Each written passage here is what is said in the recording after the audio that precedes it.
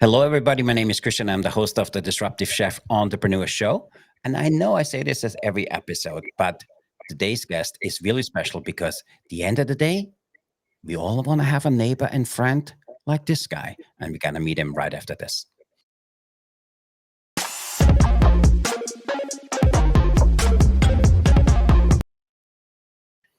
Hello again. I'm Christian. I'm the host of the Disruptive Chef Entrepreneur Show, and I'm really excited about today's conversation. As we started digging into what this guy does, we realized he's there's nothing else. He needed to be in the food service industry because just if you look what he does, how he looks about business, what he built, he was meant to be in this because he would have never been any good in anything else. He's not only an amazing human being, he built a very successful company, and he's in the beverage side. And for me, that's the coolest thing ever. Having innovation in this and building an amazing company around that, it's just the coolest thing ever. And I know you guys, as our listeners, will enjoy this conversation. With that, I want to say welcome to Mr. Jim Young. Thanks for being here today. Thank you, Christian. Thank you for having me. So, Appreciate it. Everybody says this guy is amazing. He's 30 years in the industry. You look 35. I'm not sure how that even works. So talk to us a little bit. First off, where are you calling in from? How did this start? And where did Jim know that making amazing beverage is my thing? And then we're going to dive in a little bit. How did your career evolve to be the CEO of something called the Texas Blends, which is an amazing, innovative company? Appreciate it. I'd like to go back to and first say that for anybody out there, it can happen for anybody, and it just takes time. You have to put the effort in. You have to show up every day, and you do those two things there, and the world is your oyster. Put it in food terms. We started off, and I have to say we come from a farming background. And so that's kind of where it started for us. I got to watch my grandfather out in the farm. I worked the fields when I was little. We got to take what we harvested, and I would take it down to the river and put it onto barges and so forth. We grew up in the Illinois Valley area. So having hospitality kind of runs in our blood in a sense, just because, from growing food and serving and selling and that sort of thing. And so our family moved down to the Houston area. So we're in Cypress. It's a suburb of Houston in the north parts. And we've been here since the mid to late 80s or so. And all that time, I'd worked 3 or 4 jobs at any point in time. I've been that guy, right? And I have a younger brother, a younger sister, and my younger brother and I have really kind of come together to help make some of this happen. It's not just myself. There's always a team, right? There's always a team behind you helping and so forth. So the team, my brother and I, we kind of went our different ways in the sense. I went off to school and he was trying to find his way. He was in food service as well, restaurants and that sort of thing. We've all been there. Yeah. And so I was in school, went to the fraternity, and I met some great people there that kind of helped get me into the finance side of things and business side of things. And because what I realized at a very young age is that I wanted to find a way to make some money, and I knew that I needed to be around it in order to make that happen, right? And I didn't really know at that time that hospitality and food and beverage, everything else was going to be part of what I was doing. I didn't have that in my sights at the time. And so I went through school. My wife went and graduated from the Hilton College, HRM, right? And so we had that as well. And I was transitioned into banking at a very young age. I was going to school, working full time, and then I got into banking.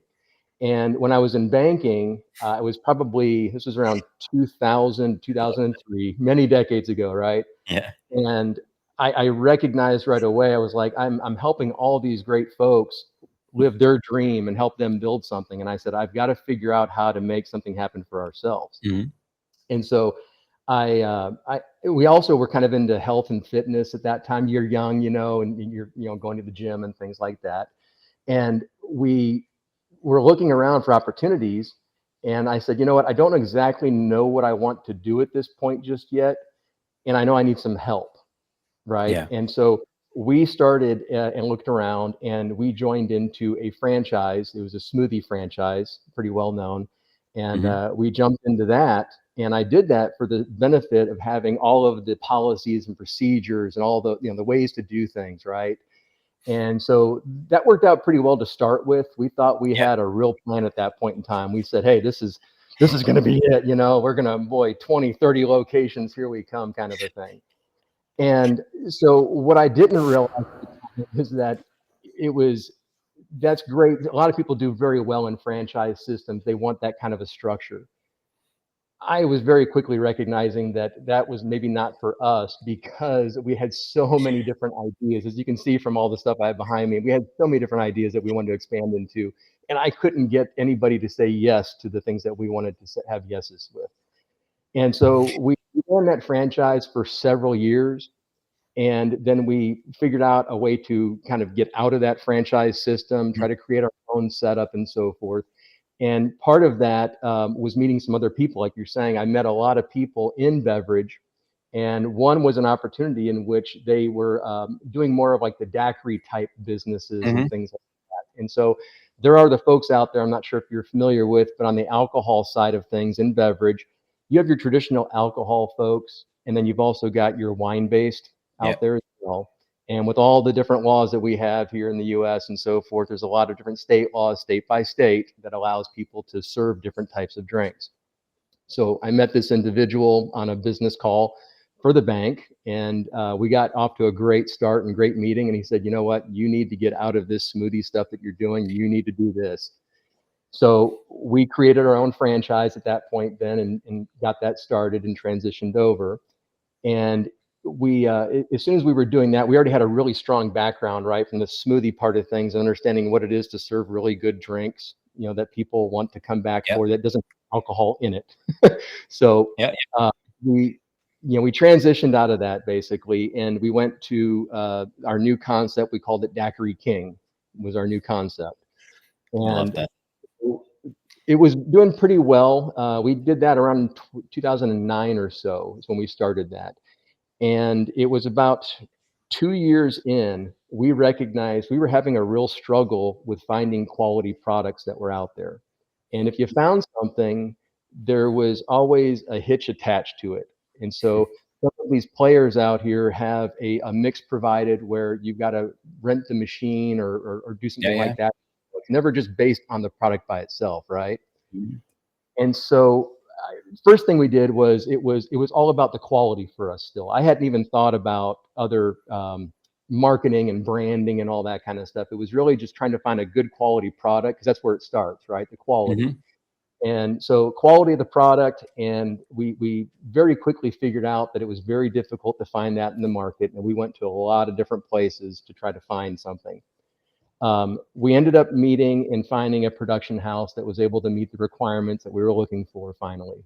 And they took a chance on us and helped us, and we kind of started it from there. That was around 2012, and that's when Texas Blends Yeah. was born.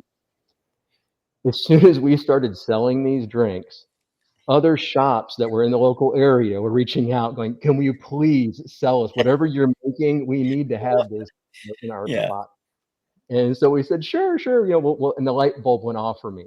And Mhm. if everything that we've been doing up until this point had been leveraging, kind of leveraging our knowledge, leveraging the connections we had, and that type of thing. And so leverage it's a word that we use every day in our house, basically. And it's, Mhm. what are you doing to leverage and so forth.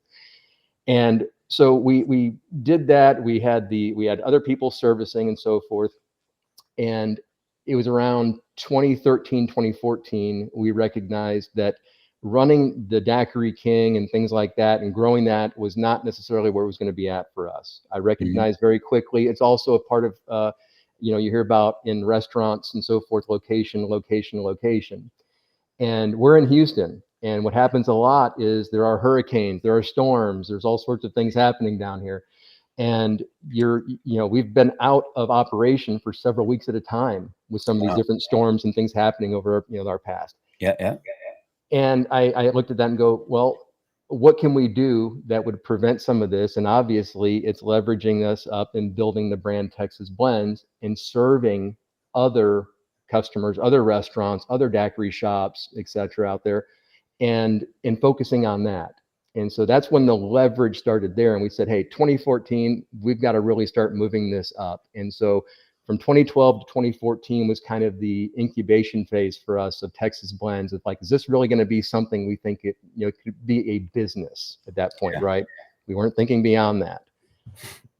We got past 2014. I was still in banking at the time. So I was moonlighting during this whole period. So we were well over a decade now. And I was moonlighting. My brother was working our operations on a day-to-day basis, taking care of employees and things like that, right?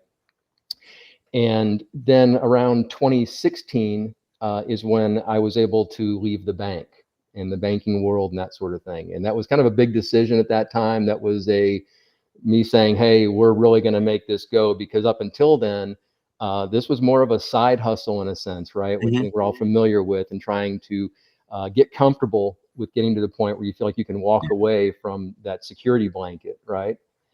And so in 2016, we did that. And then from there, even, we still didn't have a full plan. We just knew that we wanted to push this further. And we knew with the two of us going at it, that we had a real shot at making something happen. I love that story.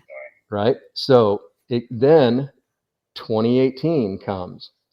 This is where basically I understood, right? Looking at the beverage market, and you're looking at all the different labels that are out there. And you've been in the back of the house enough to know too that how often do you look back there and you see products that are on the shelf back there, and you're pulling, and you're not going to remember the name, the brand, whatever is back there, kind of a thing, right? And so I knew that we had to do something there, because right now all we were doing at this point still was pitching a product that was great, but it had pictures of fruit on it and nondescript black and white labeling, etc. And I sat there and looked at them like, we have to take this up a level. We got to leverage again. And so I recognized that we had to come up with a promotional marketing campaign of some sort that was beyond just myself or my brother or anybody else that we'd bring on, because those people, everybody's great, but people sometimes don't buy from other people in certain ways. And it's hard to sell to everybody. And it's also hard to sell 24 hours a day, right? So I had this crazy idea. I'm looking at our bottles one day, and we're in Houston again. And so I look at this and I say, hurricanes. And I automatically think about the hurricane warning that we have all over the street signs everywhere, where, hey, if there's a hurricane coming, this is where you go, hurricane warning, and so forth. And I said, okay, well, that's a start, right? And we put that on our label, and I'm like, hey, this is great. And that was probably the 10th label rendition we've had at that point in time. And I said, okay, well, that's something. We're getting somewhere now. I can feel that we're moving in a direction. And I took it a step further then, and I said, what would Walt Disney do if he had access to our stuff, if he was trying to pitch this, right? And so that's where I said, okay, we've got to change the hurricane symbol. And that's where we created our first blender bot, which was Storm Chaser Dan. And so that created this whole story now that kind of has been progressing, and we have grown now. We have over 40 plus characters in stable, and they're meant to grow even further, right? Hundreds and thousands and so forth. But that was the start of it, though. And it was just the leveraging every step of the way. And then starting with a good product was number one for us. But then it was trying to figure out, well, great, you got a great product. So does everybody else. How are you going to market? How are you going to brand it? How are you going to get it out there? So I love that story. And where do you feel from your side? Where did that passion come in? And I love, how can we leverage it? So where do you think that sense of innovation, that sense of entrepreneurship comes from? So we grew up very, very poor, which is another piece. I know a lot of folks probably in that same boat there. But we grew up in a very, very small town. I had a graduating class of 9 people if I would have stayed. So and my mom worked nights. My dad had struggled. He was, we had a family farm, but there's such a thing there too as being land poor, or farm poor. And I don't know if anybody really thinks about that sometimes there, but you're farmers and all that too, right? They have a bad season, and a bad harvest. Well, they're paying for that for several years thereafter. So even though we had access to things like that, it was a very difficult time growing up. And so it was more the need to survive for the longest period of time, right? And then it grew into different things once survival was maintained and all that. Then it was a lot more about giving back and serving others, and mentorship and that sort of thing. And I that's been love part of that. it. And for me, there was one thing we want to talk a little bit more about. For you as as an organization, you talk a lot about, hey, we pride ourselves on just exceptional quality, exceptional Mhm. taste, exceptional presentation, and cost. And talk to us a little bit. How do you manage a organization as big as yours and still keep that on top of mind? Because there's a lot of restaurants as they scale and grow that sometimes falls on the wayside. So give us, a little bit of insight how you manage that. Delegation of duties. So I can't do it all by myself. And it is really hiring and maintaining and keeping the right people, right? So that is a huge thing. And then also giving them incentive as well. And so Yeah. making sure that they're incented basically to maintain. So it's the delegation and it's also incenting them at the same time. The other thing that I think we've done over time too is everybody talks about their their business and so forth being a place of family and that sort of a thing. And we all understand businesses are business for the most part, right? Mhm. But we truly have tried to create as much of a family atmosphere as we can, to where it's, if somebody else isn't able to do what they need to have done, I mean, others are stepping in to help and make sure. We also have something that we call internally called replacing the seat you're in. And so there's Yeah. a big push on that as well, that the understanding from the get-go when they come in, it's, look, you're in this spot here. You might be working on in our social media department, for example, and you're working on the graphics and so forth, right? But we want you to grow and do other things. How does that happen? Well, sure, it can happen because John down the way here is going to make a great sale and is going to, increase revenues and so forth. But it can also happen because you're doing a great job on what you're doing. And then Mhm. that's going to help us to leverage up and build and put somebody else into another seat. And all of a sudden you're in a new seat. And Yeah. so giving them the ownership, right, at the employee level is very, very important. And I think that translates into every type of business, right? If I they have that love ownership. and I think that's missing somewhat in the hospitality industry. There's a lot of, especially bigger brands, talking about it, but it's not really lived on a daily basis. Mhm. And I think it starts with the dope CEO, because people do what they see. It's as simple as that. And I honestly believe the person you are is because of the circumstances you experience, and you are. I honestly believe we all are combined averages of our circumstances, our experiences, and our opinion and vision of stuff. And doing what you do at the scale what you do, it is absolutely amazing to watch. And I love, by the way, your marketing, liquid marijuana. I'm not sure if that's a good thing, but I loved it. It was really cool. I actually had to take a double take. It was awesome. It was like, what, 50,000 likes or whatever. It was absolutely amazing. I love that. And I seeing what you guys do, and now, getting to know more about you, where does the sense of, I don't want to call it fun and humor, but there's this sense of realness within your brand, and there's this kind of, a fun play of words and fun play of, it's okay to make fun of ourselves. Where did that come in your business? Uh, so parts of it are being the wordsmith too. So I have to thank my English teacher for part of that.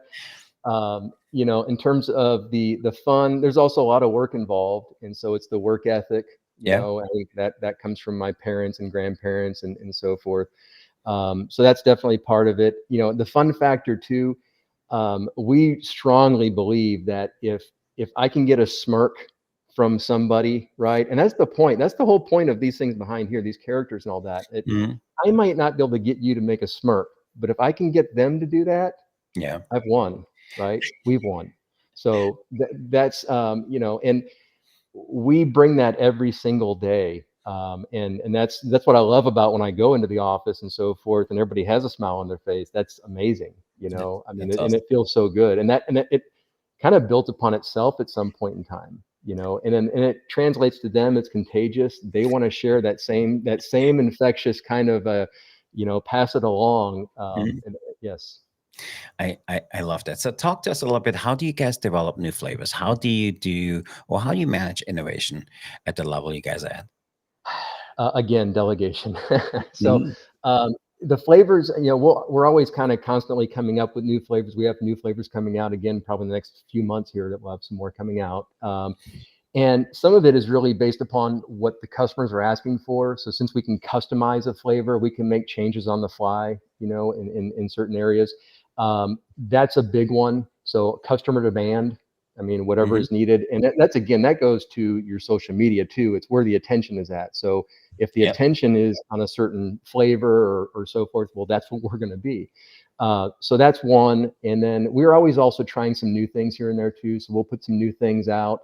And we're a very strong believer, and I'm sure you're familiar with that whole meme of everybody's in a crowd, right? And then one guy goes off and is dancing by himself, right? And then Yep. all of a sudden there's another guy, and then all of a sudden the whole crowd is over there. That's us. And uh, we are just a strong believer of not trying to follow the crowd, because if you're following the crowd, it's too late. You're not making moves, you're following. And so we're on the opposite side of that. So where do you see that now, the opposite point? Where do you see the whole beverage industry going? Well, so we have a very special look at what we're doing, I guess, in an avenue that we're trying to take. And I'm not going to talk as much about maybe where I think it's going, as Yeah. much as I think where we're taking it. And that's maybe a different way too here. And I'm going to back up here too, because in 2018, when we started pushing this and so forth, we came up with a concept that people thought we were crazy for. And that was, we started to promote and market the customers that were using our product. And we Hmm. had people that were out there going, "Are you crazy? Your competitors are just going to come and they're going to take all your customers." And I said, "Great, let them, please. They'll come back, right?" Hmm. Where I think things are going now, this is very much more towards AI. So AI is part of this, machinery and equipment as well, and then also the in-house experience that you're providing to your customer, and then also maybe even the lack of the employee being behind or inside the behind the bar in the Yeah. in the shop and so forth. And so what our focus is right now are what we have behind us here, the blender bots, as part of the push for Texas blends and other products that we have that are coming out. Hmm. The idea is they're meant to be the promotional marketing arm. And again, picture if Disney and Coca-Cola had somehow put something together, that's what this is. And because we're on the beverage side, and we're not even on the alcohol side, Yeah. well, we have the ability to market to younger kids and so forth without having to worry about the alcohol part of things. Hmm. But we're able to be in front of them much earlier on, and get and grab some of that market awareness from their end, loyalty, customer loyalty, etc. And then Yep. even in some cases on the older ends, we're looking for the nostalgia piece. And so in our characters, you'll see that there's a lot of pop culture references that are built into these characters on purpose. And it's meant so that we can grab into that 20, 30-year cycle, right? So that, something that you look at and you might look and you're like, oh, that reminds me of so and so. And then, well, your kid's going to look at it and say, well, no, that reminds me of so and so.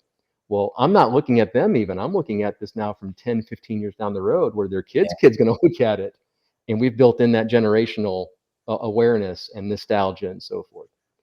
I So love that. And so we're living in a very fast-paced world. What part does technology play in what you guys do? it is huge. And so we have been paying attention to everything going on in technology, AI, and so forth since Hmm. probably around 2018. And it's been a while. And even though it's taken some time to get here, Yeah. what's been really cool to watch on this, though, is the staff that we have internally. As things are happening, I can't tell you how many times every day I get them, Jim, oh my gosh, this is happening. I understand. It's having the foresight and understanding that it's not magic as much as it's progress, right? And so because we're progressing in certain areas, leaning into that basically, and then not playing the short game on it, as we talk about it here internally, we're running our business, but we're building the brand. That Hmm. brand can take a long time to build. And we've taken the approach that we're okay with a long build on the brand side because it's meant to be a long standing product Yeah. with a long run.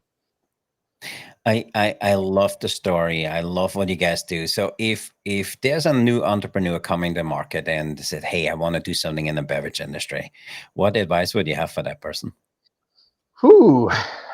It is important to find a good product, number one. And that's a lot tougher than you would think in some cases. There's a lot of people out there that will help you in formulating products and that sort of thing, but it is hard to find good quality. And so Mhm. it really depends there first. Are you going for quality or are you going for a quick sale? Yeah, yeah. Right.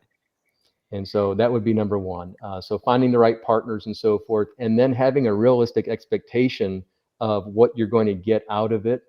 And I would also say be careful jumping just straight in without having something to hold you up.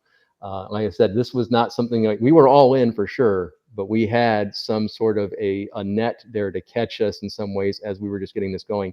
On the beverage side, especially because it is, you're so quick to be in and out, Mhm. and I think we've seen that as well on the restaurant side of things. It's not much different there as well. I love that. That's some really good advice. And I want our listeners just to rewind 15 seconds because there's a few things you just said. And you could put anything in front of it or behind it. And this is really universal. It's really great advice, just not just to how to grow a business and how to look at that. Um, so talk to us a little bit. Let us look a little bit behind the curtain. What is your vision for the future of Texas Plants, and where would you like to see this company go over the next few years? So I see Texas blends. Right now, we're currently in over 15 states. We sell internationally as well. Mhm. Like I said, I see this being a very well-known brand everywhere you go.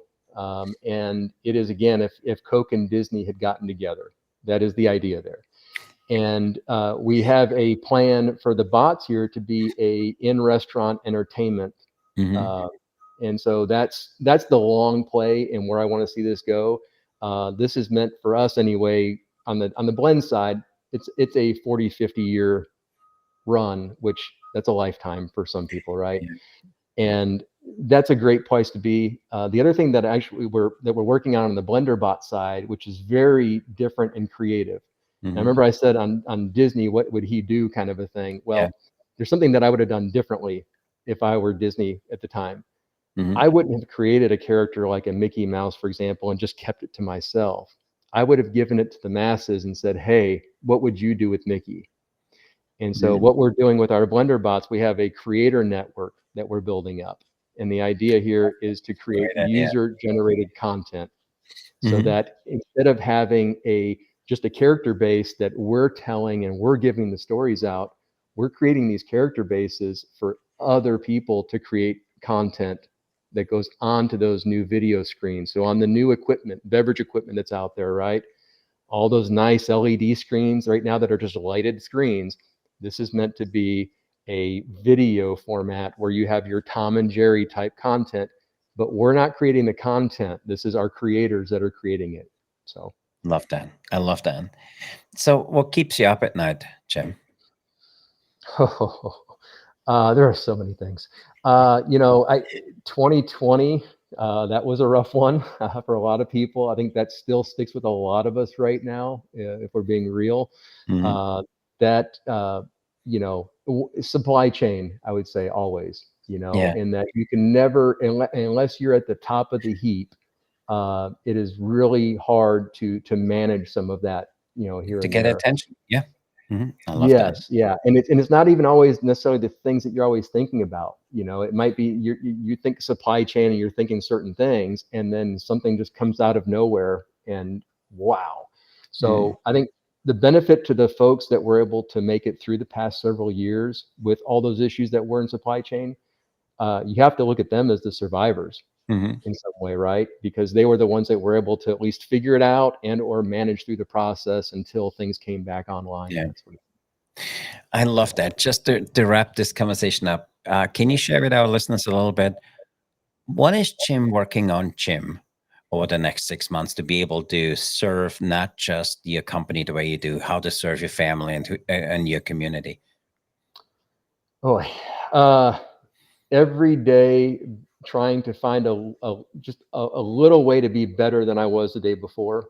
Mhm. And I think it's also something when you get a little older, even maybe, and you probably recognize this as well, that it's just you can't help in some ways because you turn into a mentor, especially when you've seen so much that you start looking around at the people that, well, they could help me or they can help me. That's fewer and fewer. You know, the further you go, there are less. It's the road less traveled, right? And so Mhm. there are fewer people out there to be able to help give you some direct advice. And what that really means is at some point you have to turn around and give advice to others and Yeah. help them because it means that you're further out there than a lot of other folks. So Yeah, I love that. This is some really amazing stuff, and I'm looking at the clock. I can talk to you forever. Talk to our listeners. Where can they learn more about Texas Blend? Where can they follow you and dive into your content and what you guys do?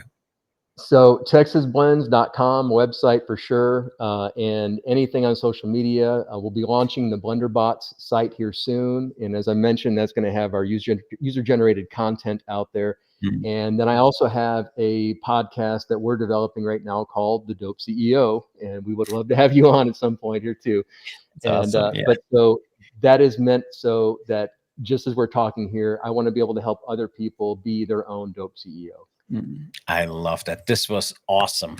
Jim, I really Thank you. appreciate Appreciate it. the gift of your time and sharing so freely of your experience and what you do. So, if you're up for it, we have something we call Rapid Fire Question Food Service Edition. You're up for a game. Let's Uh, go. okay. So, with that, we are in Rapid Fire Food Service Edition. So, the way it works is we have 25 questions, brand new ones just for you. You give me a number between 1 and 25, and then we let you have the answer. Okay. All right. Give me a number between 1 and 25. 3. What is a beverage gadget which is way overrated? A beverage gadget that is way overrated. Well, I'm not going to say a blender. Boy. How about a stir stick? Why? Because a lot of the stuff we do is blended and frozen. So Okay. Yeah. So, yeah, you guys hear it. If you have one, throw it out. Um, Number between 1 and 25. 13. 13. Pineapple on the pizza. Yes or no? No. No. There's So a whole movement. There's a whole movement. You just alienated yourself, Jim. I, Um, the Italian, I don't know. The Italian in me? Oof. Number between 1 and 25. 20. 20. Oh, what's your secret ingredient which nobody would guess? Hmm. My secret ingredient nobody would guess. Love. Yeah, love that. Love that. Number between 1 and 25. Let's go number 25. 25. If you could create a hybrid beverage, what would it be and why? A hybrid beverage. Oh my gosh. Um, Sweet and salty. I love that. Sweet and Like, salty. a German pretzel vodka dipped There with a hint of mustard. you Love it. might have just come up with one. No, I know. I made it weird. Okay, give me number between 1 and 25. All right. Number 7. 7.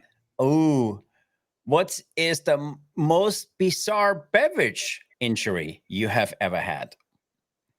The most bizarre beverage. Oh my gosh. Um, I'm not a big. We have some agua frescas, and so I would have to probably say something like our hibiscus, something like that, or the flower drink. Yeah, yeah, yeah. Okay. Give me last question, number 1 to 25. Let's go number 18. 18. Ooh, what is a dish you refuse to cook no matter who's asking? Ooh. Uh, uh, Spaghetti and meatballs. I don't know why Why? it is, but I love spaghetti, but I'm a meat sauce versus the meatball for some reason. Yes, I'll be honest with I that love one. it. Thank you. And that completes rapid fire question Thank food you. service edition. I really appreciate um, you playing this. But before we wrap it up, one final word of advice. Anybody getting into the industry or want to do what you do? Well, something that I didn't learn until late in my career, and especially being in sales and everything else across the board there, I was always trying so hard to make other folks happy that it took advice from my younger brother, even just recently, to say, be yourself and do you, and don't Mm. worry about everything else. And that's hard to do sometimes, especially when you're trying to please other people. And in That's really hospitality, good that's advice. right. Yeah, really good advice. That's amazing. That's absolutely amazing. I learned the very same lesson. People which looking for outside sources of happiness are never really happy. It's very short term, it's not long term. So, really good advice. So, with that, Jim, thanks for doing this. Thank you. Thanks for allowing for the gift of your time. Thanks for allowing the cold outreach. It was just we in the office were laughing as we started, kind of going down the rabbit hole. He's doing what with beverage? He calls it what? Okay, that's the coolest thing, and it was just really awesome. And the industry needs more people like you. And Thank you. I wish you the best of success with your company. Certainly with the dope CEO, way cool. You need to brand that. Make sure you have a trademark on it. But it's just absolutely amazing. So with that, I want to say thanks for being here. And then also to our listeners, if you haven't done so and you want to get some more behind the scene glimpses, some updates, join our private community, which is the Disruptive Chef Club. You get a front row seat of all of the things, what we do. And if you want to know more, go check out our website or follow us on social media. So with that, until next time, remember to disrupt your kitchen, fire up your career, stay hungry for change. I'm Christian, your Disruptive Chef Entrepreneur host. Me and Mr. Jim, the dope CEO, we are out of here. So that means be the change, be the challenge, and be the chef who sets the world on fire. Jim, that was awesome. We need to do a Thank you. 2.0, and maybe you need to do a chef character. I think we're onto something. Well, I And was going to tell you, I've got a blender bot coming your way. I appreciate it. And to our listeners, go out there and be disruptive, everybody. Thanks.